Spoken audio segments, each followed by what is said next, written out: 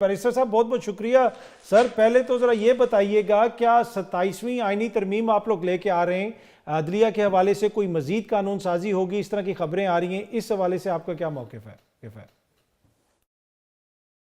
बिस्मिल्लाहिर्रहमानिर्रहीम। कासिम साहब बहुत बहुत शुक्रिया। देखें, 27वीं आईनी तरमीम का भी फ़िलवक़्त तो कोई आसार नहीं है, और ग़ालिबन अगर जॉइंट सेशन की तरफ आपका कोई इशारा है तो जॉइंट सेशन में कोई कॉन्स्टिट्यूशन अमेंडमेंट नहीं आ सकती। कुछ कानून साजी है जो काफ़ी टाइम से पेंडिंग पड़ी है, और वो डे टू डे अफेयर्स के हवाले से ये जो रेगुलर एक लेजिस्लेटिव बिजनेस है उसको टेकअप करने के लिए है। तो इसीलिए तमाम तर मामला जॉइंट सिटिंग के हवाले से भी जो बाज़ खर्च चल रही है, या इवन अदरवाइज़ जो कानून साजी होनी है, तो वो एक रेगुलर है मामला, उसमें कोई अचंभे वाली बात नहीं है। पीका के ऊपर तमाम तर मामला आपने देखे, कमेटी से भी वो थ्रेड पे डिस्कशन हुई, और आज सहाफ़ियों का भी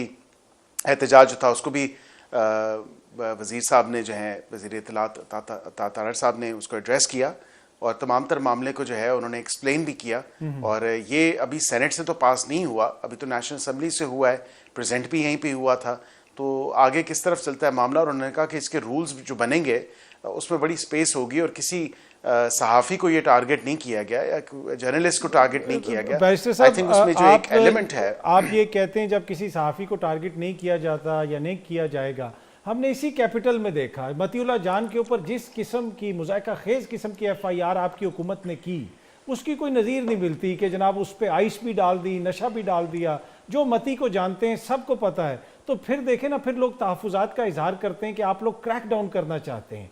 सहाफ़त के ऊपर, आज़ादी राय के। सबसे पहले तो मैं नॉट एट ऑल, यहाँ पे बिल्कुल आज़ादी इज़हार राय भी है, और यहाँ पे सोशल मीडिया का for the first time ever in Pakistan history जो कानून साजी के हवाले से बात की जाइए, उसको डिफ़ाइन करने के हवाले से, बिकॉज एक एडवेंट तो है, टेक्नोलॉजिकल एडवांसमेंट भी है, सोशल मीडिया प्लेटफॉर्म से भी एडवांसमेंट है, और आए रोज़ जो कॉमन सिटीजन्स हैं उनके इश्यूज़ अगर आप देखें तो ब्लैकमेलिंग भी है, डीप फेक्स भी हैं, AI का भी इस्तेमाल किया जा रहा है। तो ये तो एक मसला है, और उसमें जो कानून में चीज़ दी गई है वो इंटेंशन के हवाले से एक प्रोटेक्टिव मेजर ज़रूर लिया गया है, इंटेंशन के हवाले से कि आपको जब प्रोसिक्यूशन अगर केस भी बनेगा तो उसमें एक इंटेंट का जाहिर होना ज़रूरी है, अदरवाइज तो डिफेंस मौजूद है। अदरवाइज तो डिफेंस कोई भी अगर किसी के खिलाफ कंप्लेंट आती है या आगे क्रिमिनल प्रोसीडिंग्स होती हैं, तो वो एक इंटेंट का जो एलिमेंट है, या मेंस रे का आम लीगल लैंग्वेज में हम उसे कहते हैं, तो वो जाहिर बात है मौजूद है, और उसमें पर आपको बैरिस्टर साहब पता है ना कि वो ऑनेस्ट मिस्टेक के हवाले से कहा जा सकता है। ठीक, तमाम सहाफ़ती तंजीमों ने कोई भी और मती साहब की, मैं सर एक अर्ज कर दूं, मती साहब का तो मैंने खुद, मैं मती पे तो मैं ऑन रिकॉर्ड हूं, मैंने कहा कि ये गलत हुआ और ये इस तरह नहीं होना चाहिए था, और उनकी तर्ज सहाफ़त से तो लाख इख्तलाफ हो सकते हैं, या जो जिस तरह वो सहाफ़त उन्होंने की या जिस तरह उन्होंने बयान की तमाम तर चीज़ें, तो उस पर तो आपको इख्तलाफ हो सकता है, लेकिन ये तमाम तर मामला तो मैंने पहले भी कहा था, मैंने कहा ये इस तरह नहीं होना चाहिए, और मैंने अथॉरिटी से भी किया था कि इसको FIR के ऊपर जो चार्जेस हैं ये इस पे आप जरूर देखें। ठीक है। अच्छा सर, ये जो तमाम सहाफ़ती तंजीमें इसके ऊपर तहफ़्फ़ुज़ात का इजहार कर रही हैं, क्या उनको अब कोई एंगेज किया जाएगा, या इसको कल ही आप बिल्डोज करेंगे, कल के इजलास में इसको हतमी शक्ल दे दी जाएगी, कानून को पास कर दिया जाएगा? देखें, आज जो सहाफ़ियों का एहतजाज था वो वज़ीर इत्तलात ने उनके साथ वहाँ पे कंसल्ट भी किया, उनको अपनी जो पॉइंट ऑफ व्यू था, या एक पॉइंट था, ये जो मकसद था इस लेजिस्लेशन को लाने का या इंट्रोड्यूस करवाने का, वो तमाम तर चीज़ भी बताई गई, और उन्होंने बताया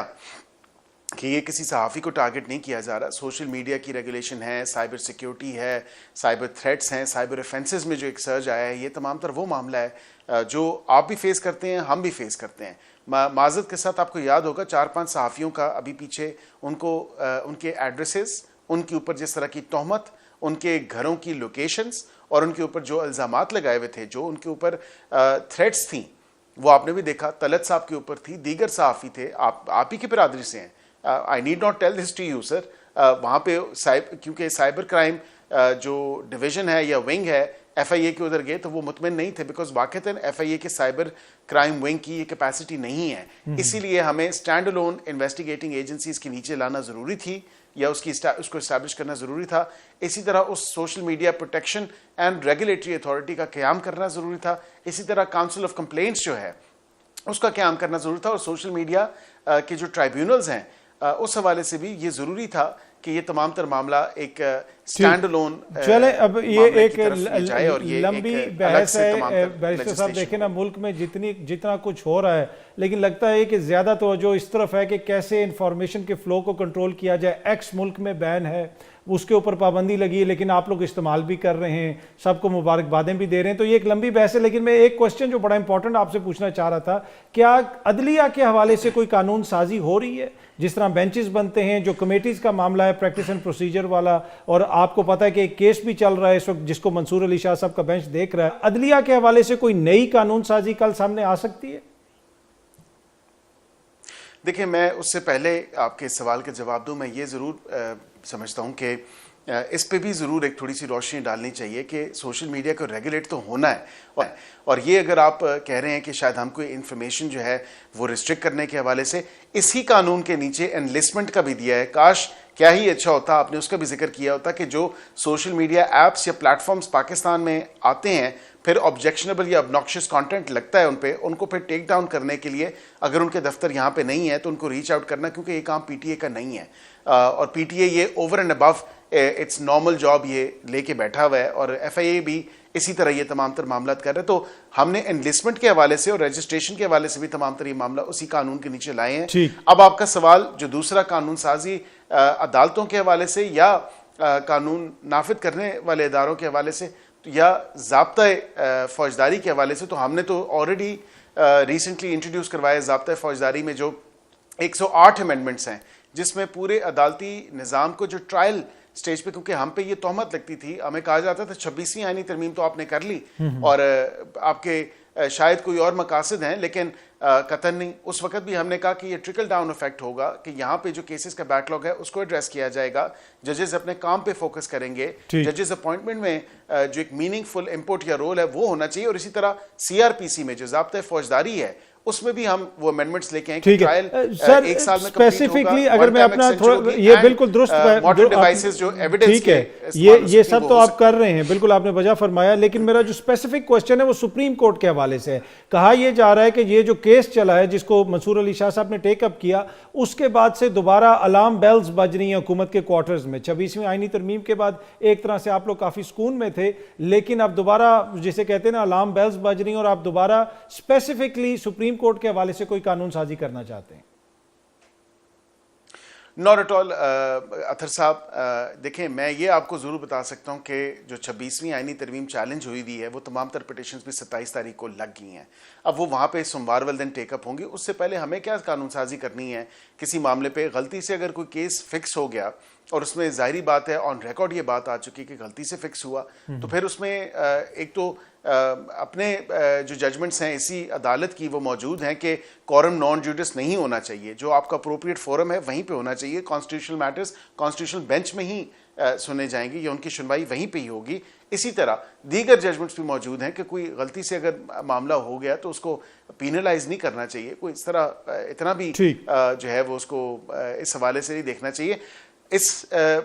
जो जॉइंट सेशन की सुनी जा रही है, ये जॉइंट सेशन जो है वो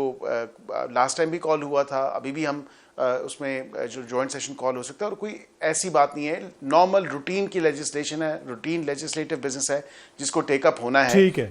जो कि काफी टाइम से पेंडिंग। अच्छा, ये मुज़ाकरात के हवाले से अब मामलात किस तरफ जा रहे हैं? क्या आप लोग जुडिशल कमीशन बना रहे हैं? क्योंकि तहरीक इंसाफ ने तो एक तरफ से कहा है कि आप मुज़ाकरात नहीं होंगे अनलेस कि आपकी तरफ से ये ऐलान आ जाए कि हम जुडिशल कमीशन बना रहे हैं। तो आपको लगता है कि प्रैक्टिकली मुज़ाकरात जो है वो डेड हैं, अब खत्म हो चुके हैं?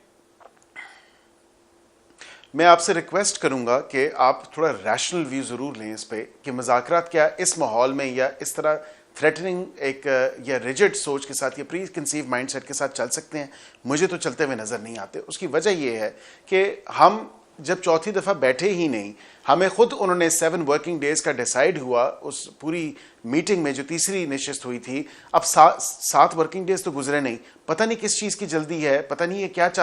करना चाह रहे हैं या क्या लेना चाह रहे हैं, क्योंकि हमने तो जो 7 जमातें हैं उनसे कंसल्ट करना है, लीगल इसके ऊपर ओपिनियन फॉर्म होना है, हमारा एक व्यू फॉर्म होना है और उसके बड़े करीब तर हम आ गए हैं तमाम तर मामले पे। लेकिन ये 2-4 दिन इंतजार इनसे नहीं हो रहा कि 28 तारीख की मीटिंग सेट है, उससे पहले पूरे इस मुज़ाकराती अमल को सबूताज करने में ये पार्टी पेश पेश है और ये राह फरार अख्तियार कर रही है। अदरवाइज क्योंकि अगर हम ये कहते हैं पहले आप अनाउंस करें फिर बैठेंगे, ऐसा तो नहीं हो सकता। आप बैठेंगे तो फिर कोई बात आगे साहब देखें चलेगी ना, दूसरी तरफ से भी ये कहा जाता है कि मुज़ाकरात चल रहे थे और कल साहबजादा हामिद रजा साहब के घर पे छापा मारा गया, उनके मदरसे पे उनको गिरफ्तार करने की कोशिश की गई, तो ये चीजें भी तो साथ साथ चल रही हैं ना, तो दोनों तरफ से गिले शिकवे हैं।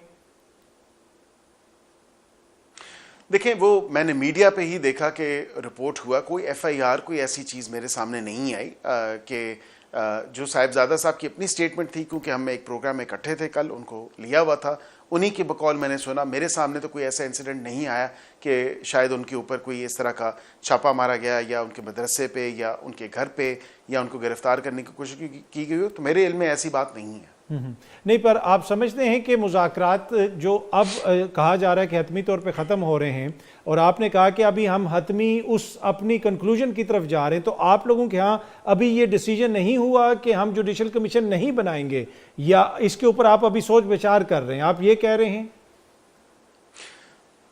देखिए, कुछ इत्तेहादी जमातों के हमें जवाब अभी तक मौसूल नहीं हुए। हम चाहते हैं यूनानिमसली इसको एड्रेस किया जाए और इनके पॉइंट बाय पॉइंट जो इनकी पहली डिमांड है कि दोनों कमीशंस फॉर्म हो, 9 पे भी और 26 पे भी, तो उस पे पॉइंट बाय पॉइंट जो टीओआरस दिए हैं उसके ऊपर हमने इनको एड्रेस करना था और फिर वहीं पे ही डिसाइड होना था कि क्या बन सकता है या नहीं बन सकता, एक पे बनेगा या दोनों पे बनेगा, ये दोनों नहीं बन सकते। और जो दूसरा असीरान का जिसकी लिस्ट आज दिन तक मंजर आम पे नहीं आई, उस पर भी डिस्कशन होनी थी। लेकिन बरकैफ मैं ये समझता हूँ कि इनको चाहिए कि ये फिर दोबारा देखें कि एक मीटिंग की तरफ आ जाएं, जो चौथी मीटिंग होनी है, उसके बाद जो फैसला करना है करें और इसके ऊपर नज़रसानी ज़रूर करें।